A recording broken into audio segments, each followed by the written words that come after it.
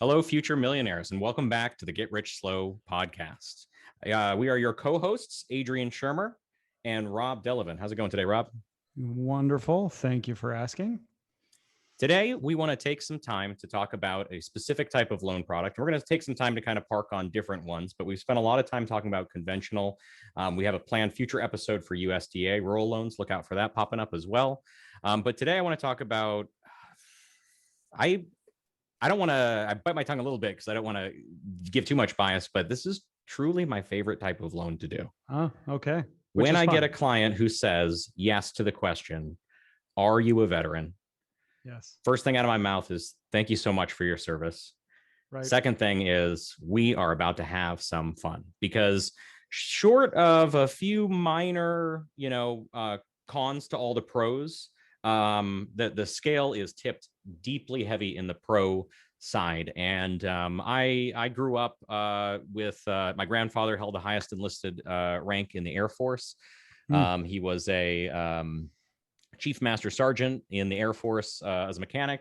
I have a lot of pride in the military and what they accomplished for this country. I know there's things that people have to say that are negative, but those that serve make a choice to do so. And I think that there's a lot of good that has been done, and that a lot of good comes back out of it too. I talk to veterans who feel like, the military was a stepping stone for their lives. Sure. And one of, unfortunately, the negatives that we hear when we talk about the military from military members is that the VA tends to drop the ball in certain areas. And you know people who work up at the VA hospital, right?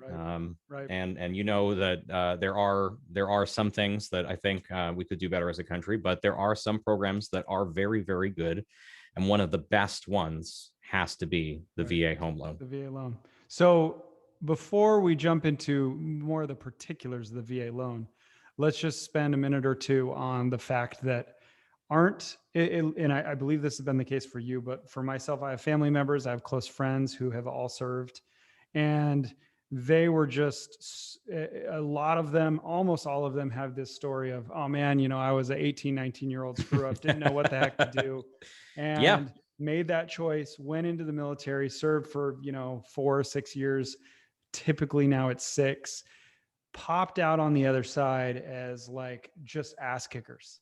Yeah. I mean, they go through, they are production specialists in whatever they do. It doesn't matter what they did typically in the military.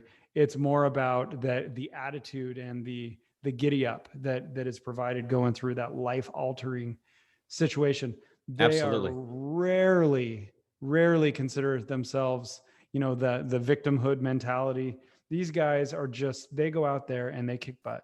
And therefore, they're some of my favorite people as friends, as family members, but also as clients, because they're demanding.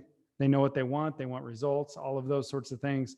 They want to know what's going on. They will ask questions. They're the best type of college students, right? The 23, 24-year-old that just blast through college. It's being paid for usually through the GI Bills and that sort of thing. But it's just, they're fun. They're direct people.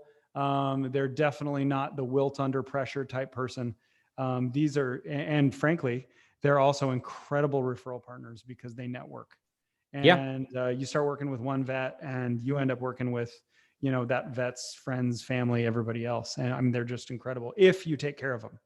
If you take care of them. I will say that is one of the things that I've noticed the military gives people in my personal experience is the ability to recognize hard work when you see it.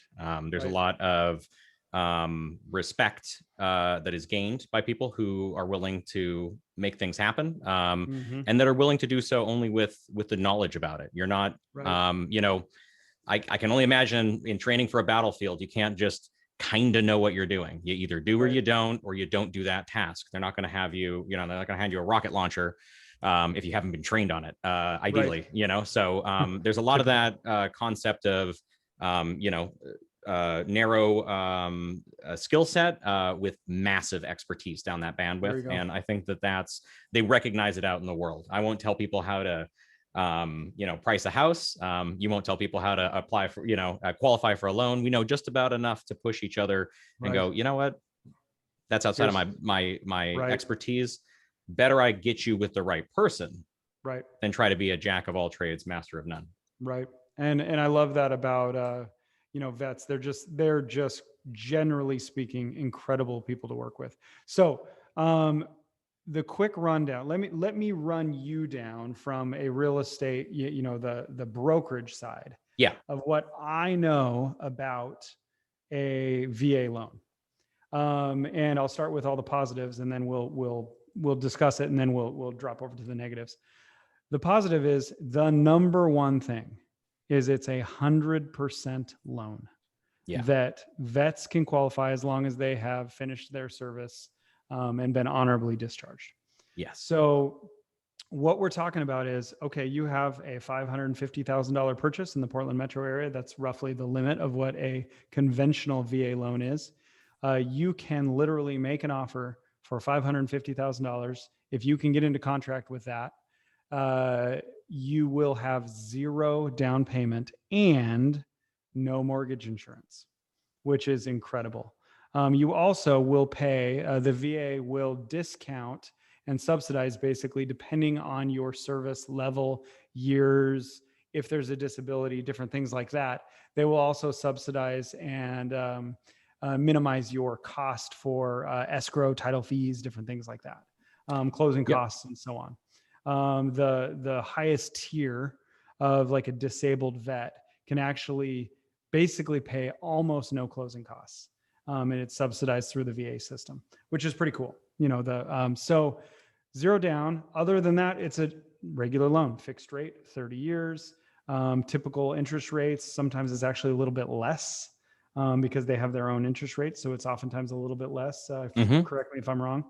And it's no more difficult underwriting wise for the person than any other loan. Now the property is a little different issue, but for the person, it's typically, no different. And I'll throw some caveats in there. Okay. So poke holes into that and flesh the rest of that out. Yes. Most of what you're saying is true. Some of the complications that come up are the degree of service that someone has. The VA does charge an upfront funding fee. This is the portion where there's room for gap. So first use of the program can be up to 2.3% of the loan amount if the loan is 100% or down to 95% of the home's value. There's tiers that go down from there, but this is all weighted by your entitlement as a veteran. So you have your DD 214 if you've exited service, or we have a few different other service documents that we use. We submit these back to the VA, which is really confusing, but always makes sense. I love yes, one of my favorite things too. My eyes just glazed over. Your DD what? One of my just statement of service, which is a history of what you did while you served in whatever you did. But one of my favorite things is I'm always like, yeah, I need you to give me this form from the VA, and then I'm going to go to the VA with that form, and then they're going to give me another form. And they go, yeah, that makes sense. And everyone outside is always just like, why didn't you just get that thing right away? And they're like, no, that's how it works. And there's some logic to it. I swear to you, a lot of it is privacy, security. There's a famous quote out there that the American military is so hard to fight against because they don't know what they're doing, which is it's a joke, and it's not a joke. It's you can't have everything in one place. Ease of access is not, that's a whole aside. But either way, there's a bit of a process up front, but we find out eligibility, and you touched on it a little bit. You got one extreme, which is someone who maybe was in for only 2 years, saw little to no active duty, maybe no disability to speak of or anything like that. The mildest end of just getting qualified for this is going to pay a greater funding fee, but it's added to the loan amount. So the loan amount is let's say in this case, 102.3% of what you're buying the house for. Right. That 2.3% goes to the VA, though. So you don't get to use that for your closing costs, but we can chew into why you can get credit towards closing. On the other extreme end would be, a disabled vet. I've worked with tons of disabled vets. They end up getting the full entitlement, which means 0% is added on. And the VA loan can even be used multiple times. And there's different ways that can apply. If you are selling and buying, you can definitely do that. That's really, really easy. But in some cases, you can use only part of that entitlement, and then you can use it again. We have one vet who is under contract right now for a third house, but they are going to go conventional on that. But those first two, they were able to both squeeze under the window of VA. Right. Which the limit was 550 basically, and he had a $200,000 loan on one and a $300,000 loan on another. Yeah, he basically filled out and gotten full use out of it. You can only use it on primary properties. For purchase, but then once you're in that first one, if you want to go to the second one, this is what this vet did, you can reuse it and still keep the old VA loan. You mentioned rates. The rates are the best rates. A 30-year fixed VA loan, cost for cost, will be at a lower rate than USDA, FHA, or conventional lending by a stretch. It's a decent stretch. And the reason that can play in, I would say about a quarter to 0.5% below what a conventional loan would be. It's much more forgiving too for lower credit scores. Lower credit scores are usually brutal. If you got a 620 score, you want to get a conventional loan, you might pay 4+% right now, where someone with an 800 score pays 2.99. To give you an idea, and this is relative to right now, the day that I'm saying this, it's going to shift by the time this even hits air, but the VA loan is still going to be down in the high 2s at this point. So which is incredible. Cool spread, very forgiving in that respect, and it makes that loan easier to qualify for. And it does mean that you can utilize the tiered pricing systems. You go to a higher rate, you get a credit towards your closing costs. You go to a lower rate, you can pay for that lower rate. This applies to all those loan types I just said. But in a VA loan, since that baseline is so low to start with, if you go up and you get a 3.25, you should have a credit using these baselines that I'm using right now. That's going to move every day. Your results, your mileage may vary. But all that said, that makes it a great point of entry. The VA does do a couple of extra things that can sometimes make it tricky. If you're a real red line client, if you are truly trying to get a loan that is at the highest percentage of your gross income, which the VA loan's also very flexible there. One of the maybe the most flexible system. I've seen approvals up into the high or into the mid 50% of gross income. For a loan if I make payment, 10,000 a month, they'll qualify me for all of my debt, maybe as high as 5,500. Which is I have seen it. It's not the baseline. It is trickier. You need compensating factors, and that is a piece of another longer conversation that really, like a lot of things here, right? We always talk about these are the general concepts. You need to find out for yourself. But if you're a veteran out there listening right now, you've got to have this conversation with someone, because the power that you have to borrow at a crazy low rate, if you're going to live somewhere anyway, owning gives you that power. You can build equity. The community, in my mind, owes you a debt of gratitude. And this is one of the most effective ways that it is paid back. And it is a win across the board. So that funding fee can vary a little bit. That gets tacked on. The other portion, and this is one of these super long rabbit holes, is that the VA wants to ensure that based on costs of living and expected costs of maintenance for your house, you can live there and afford it. I have a very small handful of times have I had this be an issue for vets. And one of the examples was I had a vet who was buying a house that was unusually large. It was something like 3,500 square feet. And they were pretty tight with their ratios. They had a few kids as well. They will factor in the cost of having children in your house. It's the only loan type that does that. There's no load for how many people are in your house with a conventional loan. The only of the ones I'm talking about, I'm sure there's some weird lending out there, again, disclosures here, but the VA, normally this calculation does factor how many members are in the household as well, which is unusual for these type of lending products. But the big thing is they want to make sure the vets can afford to live here. They can afford to eat. They can afford to feed their family. They can afford medical costs. They can afford to maintain the property. There is a per square foot measurement in there to ensure that there is enough money for the expected maintenance on a 3,500 square foot home. Because if I have two homes that are the same price, one's 3,500 square feet and the other one is 1,100, obviously I'm going to have different costs of maintenance. Conventional lending doesn't dip into that for lots of reasons that we could rabbit hole, but VA does. And this is where it's a catch-22, but I really like the VA loans for this because there's a lot of practical thinking that goes into, let's make sure we never default on VA loans.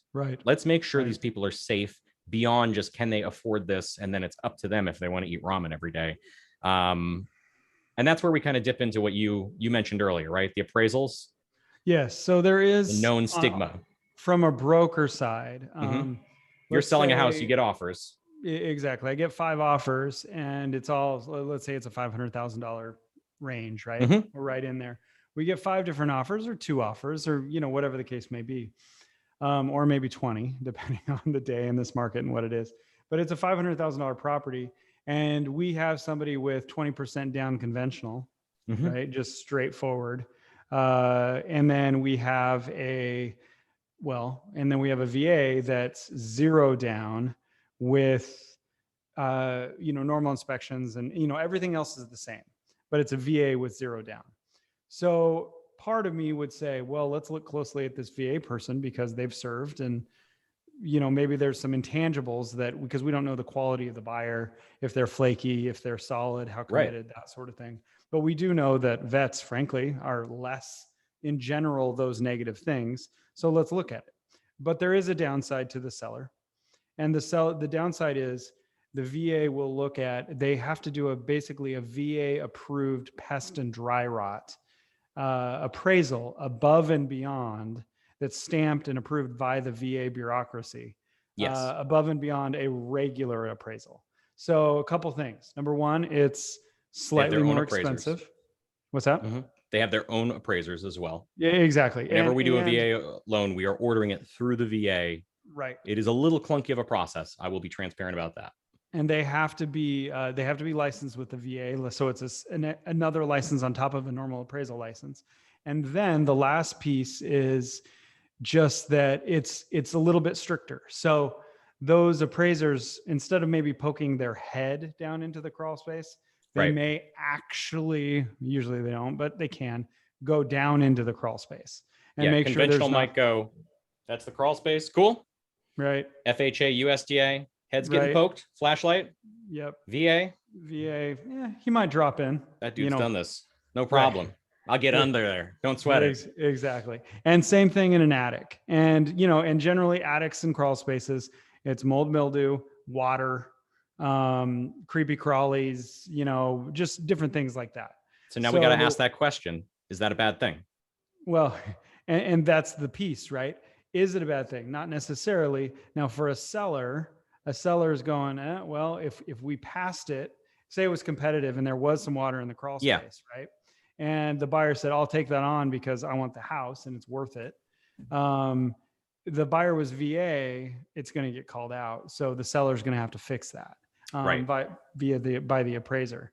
Versus in a conventional situation, most likely it's still going to get approved and so on. So there's limited scenarios for less than ideal condition properties, basically properties that have more long-term deferred maintenance, that will, it might cost a seller a little bit more to work with a VA buyer. If you have a turnkey property and it's ready to go and there's no deferred maintenance, this is my personal opinion, but if everything else is regular and it's turnkey, and my client is on board with it, I'll say, if it's exactly the same, go with a VA buyer all day long. Just if for no other reason that they served our country. But it's still a case by case situation, and I will talk through with my client, as you will also, because we've done that many, many times with clients that we've served together, the pros and cons of this exactly. So that's the negative. I would leave you. Is there any other negatives, Adrian, that other than just that appraisal issue? It's so for the buyer, it's the funding fee. And then it's also this hypothetical weakness of offer, and just what is frankly plain ignorance. Within the last 2 years, I talked to a woman who had been in real estate for over 20 years. And it was just because she remembered this from the past. There was a time when the seller had to pay some fees for VA loans, which sounds insane because it is, right? Why would you want to create a bias against veterans if you can avoid it? I totally understand checking for mold and mildew. It's a win for everybody in my book. And frankly, the gap has shrunk as well. So this is part of that mystique here. Conventional loan appraisal requirements have gotten harsher. And VA have stayed the same, and same with FHA. The gap is much narrower than I think it ever has been, and that's because the reality is, if you don't check the crawl space and the top, this is like walking around a car and then never opening the door. To me, you got to look in these places, or you got to look under the body, you got to look for the frame rust or whatever. This is where it's easy to do a touch-up job and patch and cover problems.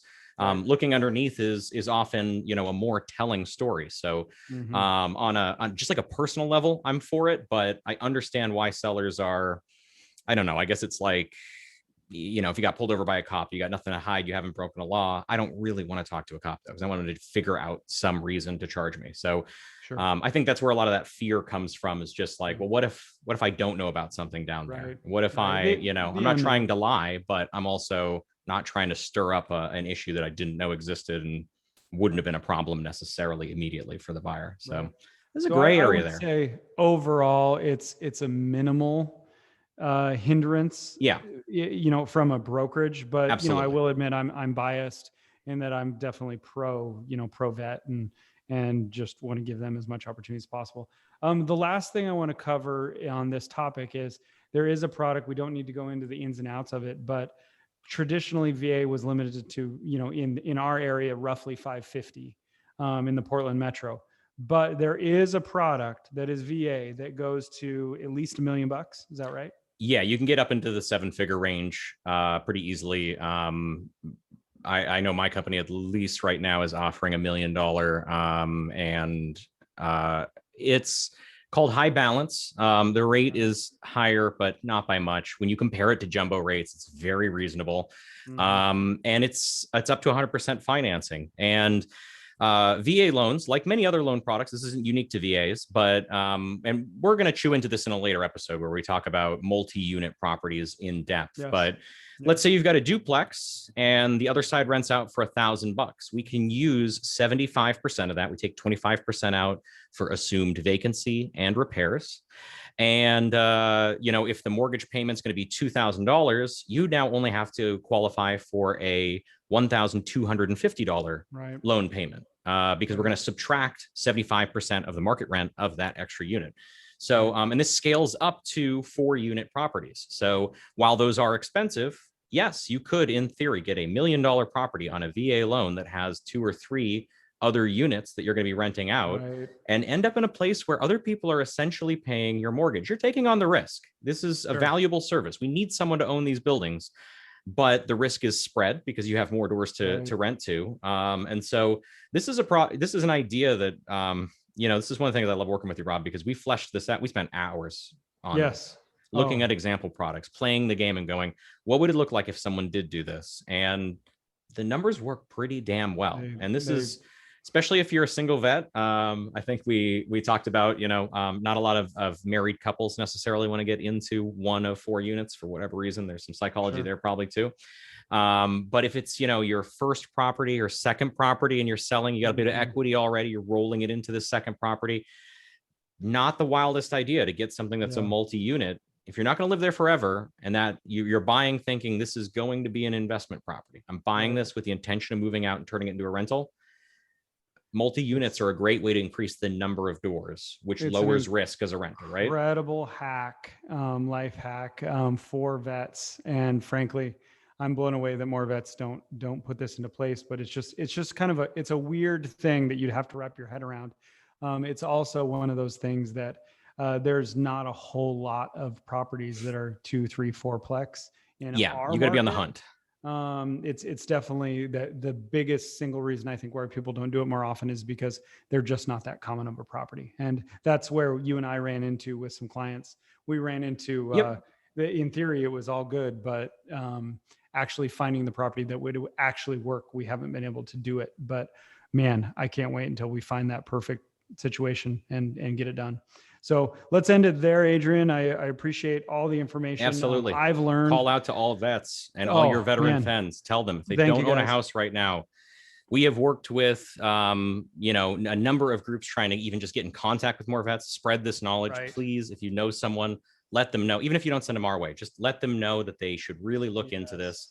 run the numbers and see if it makes sense. No one's going to force Right. their hand, but when you look at the numbers and you play it out, it does make a lot of sense. And I've just known a lot of vets who, yeah, they built that equity out of this VA loan without having to take money out of pocket initially, you know, and eventually build something that they can really lean on.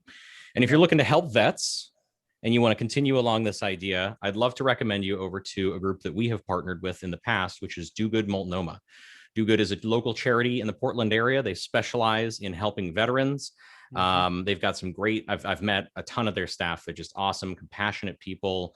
They do a lot of unique things. They are a lot more flexible with everything from folks who have dogs, which if you've ever tried to help, you know, in the homeless situation, that's one of these things. A lot of people with dogs, for example, and a lot of vets have dogs for good reason, for support animals. They can't take them with them. That was one of their big things they pushed for.